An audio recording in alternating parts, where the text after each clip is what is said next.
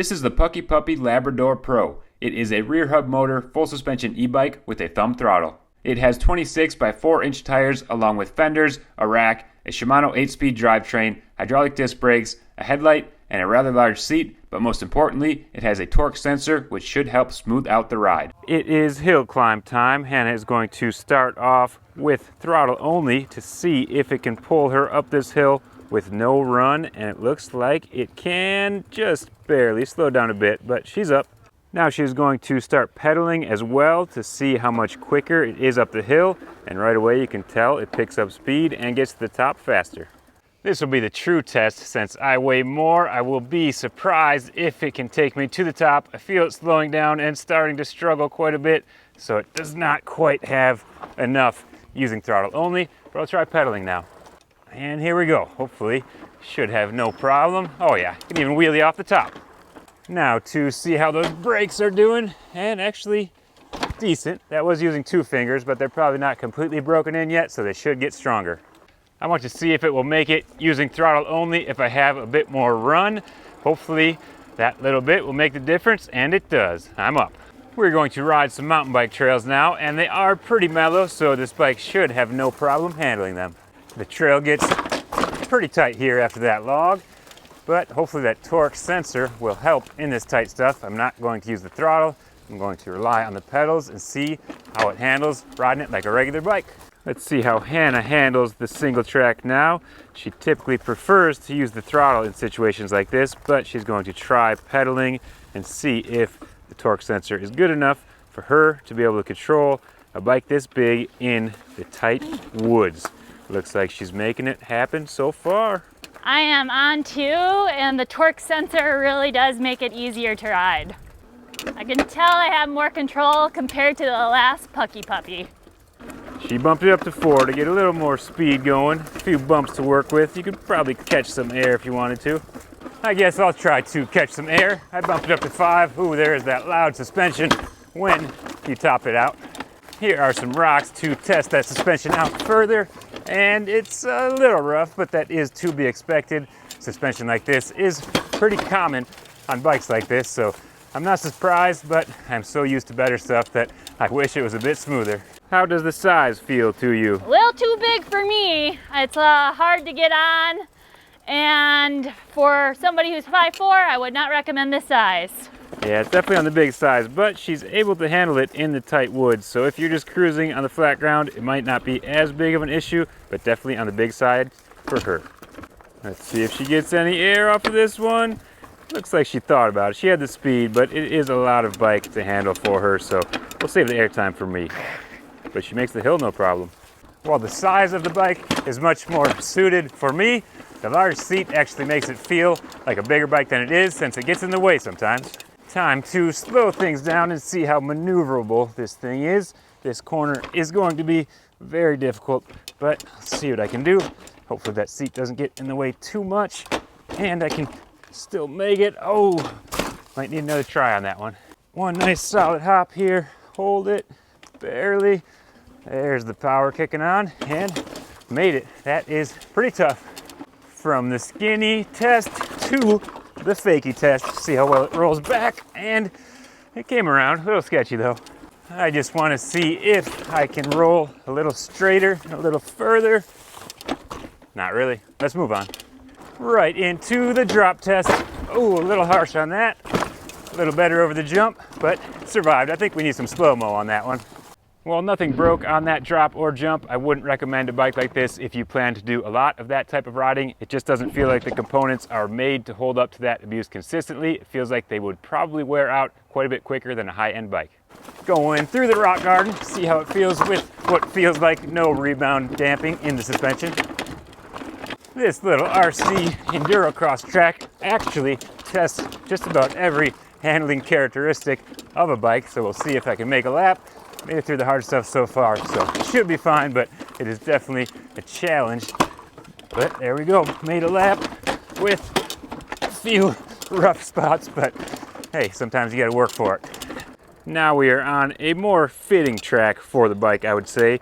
This is another RC track, but it's a lot bigger and a lot smoother. Hannah is starting out on throttle only to see what her lap time is, and then she will switch to pedaling and see if she can beat that lap, or if it's better, or if it's worse. We will find out soon. Looks like it slowed down a bit up that hill, but not a bad first lap. Now we'll let her pedal and see what she can pull off here. It should put out more power, especially out of the corners.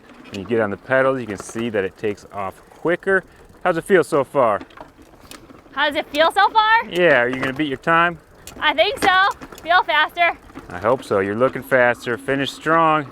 Down this straight should pick up some good speed. We'll see what the time says. 23.517, I think it said. So you were about 3 seconds faster with the pedals. It's my turn for some lap times, starting with throttle only, just like Hannah. Hopefully I can at least beat her time. I do weigh a little more, so it might struggle a bit more out of the corners, but if I can keep more speed, not catch much air there, but hopefully I can still manage a better time if I lean it a little more throughout the turn. 19 point something, so now I'll start pedaling and see if I can beat the throttle time, but lost the front end there. Usually I run the brakes the other way, so I actually just grab the wrong brake in that corner. And it's a little dusty, loose, and slick, which adds to the challenge. 17 something. So I was about 2 seconds faster with the pedals. Hannah was about 3 seconds faster with her pedals. Now I'll try with no motor on. Now I'll really be able to feel how heavy the bike is coming out of these corners. I am in the lowest gear, which helped, but these bikes are geared pretty high to go fast on the road, which doesn't help you off-road on hills and such. But see what the time says. 18, so I was actually faster than with throttle, but not as fast as when I had the power helping me out. But that was a workout. Okay, let's see how fast this thing goes. I'm going to start out on throttle only. I am in assist level 5, so there should be no speed cutoff until I hit 20, which I just did, and now I can feel the throttle start to feather to keep that speed. So I'll start pedaling now, let off the throttle. I'm already in fastest gear on the cassette, so should cruise up to 28 pretty quickly, which I just did. And I'm putting a moderate amount of effort in, not a whole lot. There's 29. Try to pedal a little harder, see if it continues to help me or not. I did hit 31, it looks like. That's gonna be my max, because putting in quite a bit of effort now. Saw 32 for a second. I guess I can pull this protective screen layer off now, and maybe you'll be able to see that on the video. But I just wanted to compare the speed on the bike with the speed on my phone GPS, and it looks like it is pretty close, actually, within about a mile an hour or so. So it's good to see that they're not trying to lie to you by saying it's going a whole lot faster. Okay, now I want to see if it can hit that same speed off-road. I'm on our lane now, which is pretty hard packed and pretty smooth, but it's full of grass and has a couple dips here and there with a few bumps, so we'll see how long it takes to get up to speed. On throttle only, I just hit 20, so I will switch to pedaling and see if I can hit 28 or maybe even more like I was able to on the road, but I have a feeling it's going to take a little extra effort off-road since there's more drag. I am up to 26 now, a little downhill there, some bumps might help me go a little faster actually. Hit 27, putting out quite a bit of effort, but not quite able to hit 28 unless maybe give it one final push. 27 is all I'm going to get. Okay, going this way, I am able to hit 28, actually 29. So still going pretty fast off-road. This bike does seem pretty well suited for this type of riding. The small bumps are able to be smoothed out with the suspension. Some of the harsher ones, you do feel that suspension top out, but if you're just cruising around off-road and not expecting a whole lot, seems to do well enough out here. It's also nice that you have a bit more control over your speed while you are pedaling. The torque sensor helps that. It doesn't just take off as fast as it can go and put out all of its power. It is controlled by how much power you put out. So even though I'm on the highest assist setting right now, I can cruise at 20 without putting a whole lot of effort in, or I can pedal harder and speed up. And some bikes that are rear hub motor are not able to do that quite as well. One of my favorite features with these bikes is the rack. I threw my RC car on the back and I'm going to go do some laps. I just love how easy and quick it is to strap it on with a bungee and head out into the woods or to the track or bash spot if you want to. And I made it, so I just undo this bungee here and get out onto the track for some fun with the RC.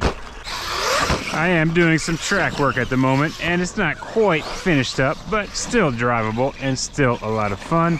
I do have a separate channel just for RC action, so if you want to see more, you can check out PSFRC. Oh, as I crashed there for you, but I'm going to continue doing some laps before heading back with the bike. Okay, I might as well see if I can jump over the bike, right?